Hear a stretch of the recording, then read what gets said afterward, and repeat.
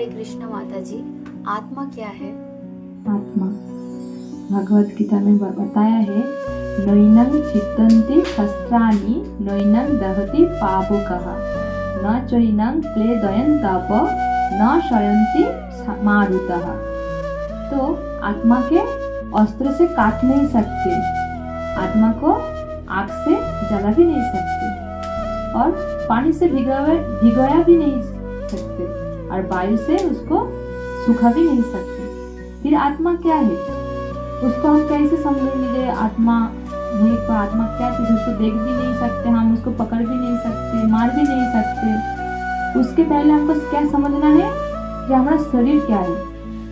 शरीर, ये जो हम शरीर देखते हैं, जो कितना इस शरीर के लिए हम लोग कितना भागते, कितना उसके ऊपर मेकअप करते, कितना अच्छा देखने के लिए, सुंदर देखने के लिए हम उसके ऊपर कितना पैसे लक्ष्मी उसमें खर्च करते हैं। हमने उसको कभी सोचा है?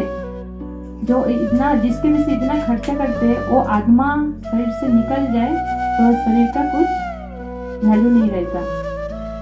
तो ये शरीर क्या किससे बनता है? पंचभूत से। किससे बनता है? पंचभूत से बनता है।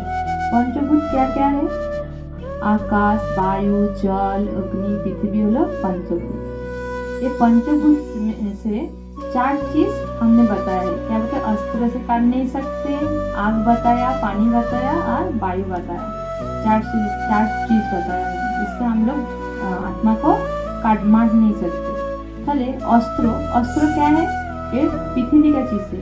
ये पृथ्वी में बना हुआ है अस्त्र, और इस अस्त्र पृथ्वी में खत्म हो जाता है। जो चीज पृथ्वी में सृष्टि होता है यार पृथ्वी में ही खत्म हो जाता है, उसको क्या बोलते हैं? पृथ्वी तत्व बोलते हैं। क्या बोलते हैं? पृथ्वी तत्व। और आग पृथ्वी में सृष्टि हुआ है और उसको क्या ओरिजिनल आग पृथ्वी तत्व। पानी भी पृथ्वी तत्व। कितना भी पानी का फोर्स आए, आत्मा को वो भिगा भी नहीं सकते, बहा के लेके भी नहीं जा सकते। और वायु भी जितना भी तूफानी आ जाए, सूखा भी नहीं सकते और उसको उड़ा भी नहीं सकते आत्मा को। पहले ये सब क्या है? पृथ्वी तत्व। फिर और क्या रह गया? आकाश। आकाश क्या है? पृथ्वी से ऊपर है। आकाश पृथ्वी से ऊपर है, इसलिए ये जो चारों तत्व है वो आकाश को छू नहीं सकते। पृथ्वी से आकाश ऊपर है ना, तो नहीं जा सकते, पृथ्वी आकाश तक नहीं जा सकते। तो आत्मा उसके भी ऊपर है, आकाश के भी ऊपर है आत्मा। तो वो क्या है? सच्चिदानंद स्वयं भगवान।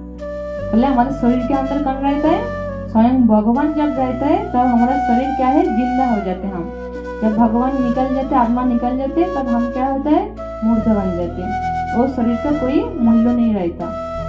ऐसे ही शरीर का भी जन्म मृत्यु होता है, आत्मा का कभी जन्म मृत्यु नहीं होता है।